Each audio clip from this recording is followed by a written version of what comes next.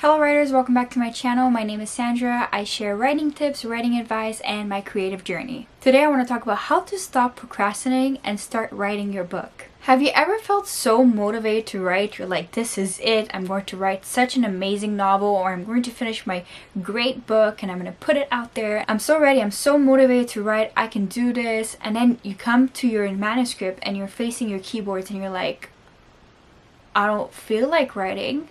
I don't want to write. Like, I want to, but I can't, and I don't feel like I can. Well, the good news is you're not the only one. The bad news is that you're going to have to do something about it. Just remember, procrastination is what prevents you to doing that great thing that you have in your head. It prevents you from writing the novel you've always dreamt of. But don't you worry, I got you covered. Here are my 5 tips to stop procrastinating and start writing.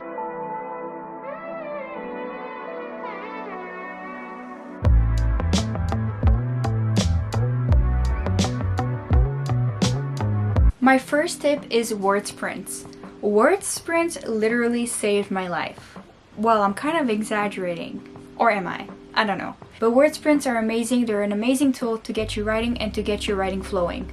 The reason why is that you set a time limit. It could be 5 minutes, 10 minutes, 15 minutes when you first start off, and then you write as much as you can. It doesn't matter what you're writing. It doesn't matter if it doesn't follow the script in your head or the script that you have on your outline.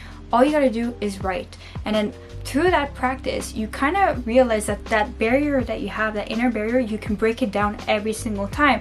All you have to do is push yourself to write anything. It could even be like a word vomit. It could be a sentence where nothing makes sense. But as you do that, as you go through that practice, sooner or later you'll start to actually write what you want to write. You'll start to actually get to that flow state and start writing. Word sprints are also great when you don't have that much time to dedicate to writing, but you still want to work on your novel and you still want to write something. So I highly recommend word sprints. I recommend starting small and then going bigger, building your tolerance. I usually do 15 to 30 minutes word sprints, and on months where I feel like I've built up my tolerance, I feel like I can go up to 45 minutes to an hour 15. So I think word sprints are a great way to get the words out there, to get your creativity flowing, to make you remember that you actually can write and you're able to write. Just imagine that, like, you know, when you're at an exam and you have to write an essay or you have to write short answer responses in written form, you have no choice but to write. The time is ticking. Like, you need a little bit of pressure to get you writing sometimes. Just try it and see. Sometimes I have 4 sessions of 15 minutes in a day where I just write a little bit and I end up writing anywhere between 500 to 1,000 words. That's my word count of the day. I highly recommend word sprints because it's a really good way to crush your procrastination. My second tip is to crush the perfectionist in you. Perfectionism is another way to procrastinate. Like, it literally will keep you away from writing because you want everything to be perfect. You want your desk to be perfect, you want your writing to be perfect, you want the conditions to be perfect, you want the lighting, the temperature, sometimes it's good to know what you want and what you like, but sometimes you're just using that as an excuse not to write. So that perfectionist in you that prevents you from writing, you need to tell him or her, or whatever form it takes, and tell it, no, you sit your ass down, I'm going to write. It's going to be messy, it's going to be sloppy, it's going to be whatever it is, but I'm going to write and I don't care what you think. Honestly, as writers, we have to get used to ignoring that voice in our head that keeps saying, you're not good enough, you're not qualified enough, you shouldn't write this, or your idea sucks. You need to literally silence that voice and concentrate on writing. You already have all the tools that you need for writing. You have yourself, your brain, and you have the capacity to write. It could be pen and paper, it can be a computer, it doesn't matter. You have all the tools you need. You don't need all these fancy creative writing degrees. You don't need all these books and resources. Those are great things to have, and those are a luxury and sometimes a privilege to have, but anyone can be a writer, and that's the beauty of writing. So don't hold yourself back. You only learn to be a better writer the more you write and the more you dedicate your time to writing and also reading. You also need to remember that the first draft is supposed to look like shit. It's supposed to be nonsensical. It's supposed to be clunky. It's supposed to be wordy. It's supposed to be so many things that we don't really want it to be because it's the first draft. That's the beauty of it. You can go and edit it so many more times after you're done, but you need to be done. So you need to stop procrastinating and you need to start writing. If you feel bad about the fact that you procrastinate and that you're a perfectionist, just remember what Thomas Mann said. A writer is someone for whom writing is more difficult than it is for other people. And the reason for that is because we want it to be good. We want to be great. But you can't be great without writing. You can't be good without writing. So keep writing. It's also normal that your novel starts to look like something completely different than you first imagined. And that's what's going to lead us to tip number 3. Tip number 3 is to make a new outline. As much as you plan and outline your novel, it can be that when you're writing, your story takes different avenues, your characters take different avenues. Sure, you're the one creating it and you're the one writing it, but as you go along, your brain shifts and you see things differently and you discover more things, and everyday life experiences actually also influence our writing. It's completely normal that your story becomes and morphs into something completely different that you thought, or that it kind of goes off script. But don't worry about that. Don't resist that. We shouldn't be afraid to either ditch the old outline or to tweak it or to have a completely new outline. And I think this is also why sometimes when you first start writing a book, things are really exciting and new and you already know more or less where you're going if you have an outline, or you're about to discover a whole new world if you don't have an outline and you just have vague ideas. Then you hit that midpoint and you don't know where it's going or what anything is. It's like you're kind of writing in the dark, and you shouldn't be afraid of the dark.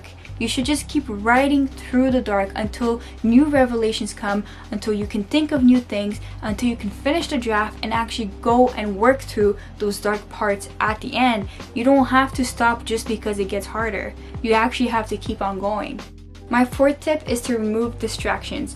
Now, it goes without saying that phones can be so distracting. Mine is so distracting that I need to literally mute all my notifications because or else I will look at it. I try to keep my phone away most times because I film these write everyday TikToks of myself writing every day. I actually use my phone to film myself writing, so it actually keeps me accountable because I can't really use it if it's filming me and it's like showing me, okay, you're filming for this long. And I do the same thing with this camera where I film my writing sessions, so it keeps me accountable and focused on writing, because nothing is more embarrassing than filming a writing session and then seeing I was on my phone for like 20 minutes of the 30. So yeah, honestly, keep accountable, limit distractions, don't go on apps, don't have things open, don't have so many things around you.